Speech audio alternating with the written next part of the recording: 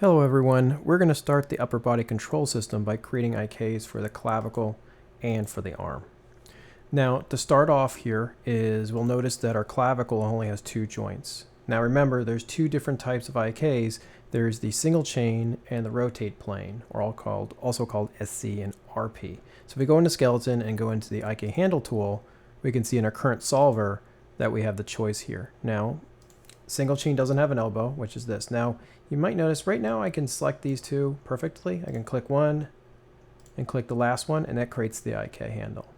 I'm going to name this my left shoulder IK, like that.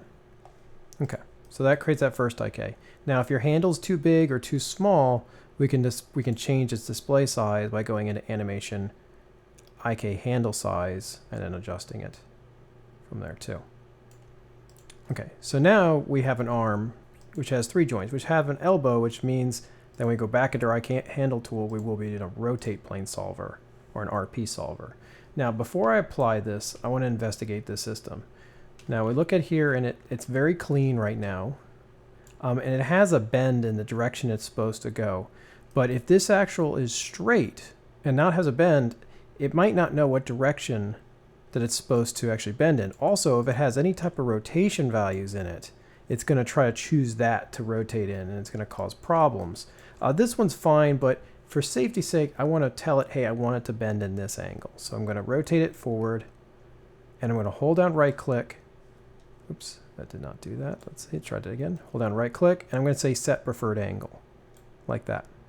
Now, if we look at our attribute editor, what it did is it set preferred angle place. Now it says negative 22.353.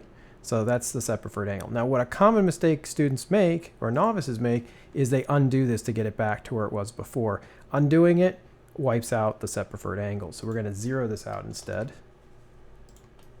Okay, and now we want to apply an IK, RP IK from our root of our arm to the end of our arm. The problem is that the hand and the arm system are right on top of each other, like that. So it's going to be really hard to select the two. So we're going to do a different method here. I'm going to go into my rig, arms, and I'm just going to expand this joint chain. And we can apply IKs through the channel box too. So if I click on my IK tool and I'm in rotate plane, I click my first, and then I hold down command and I select my last, it applies the IK2. And this is going to be my left arm IK. Now for the project, you will have to do this on the other side as well.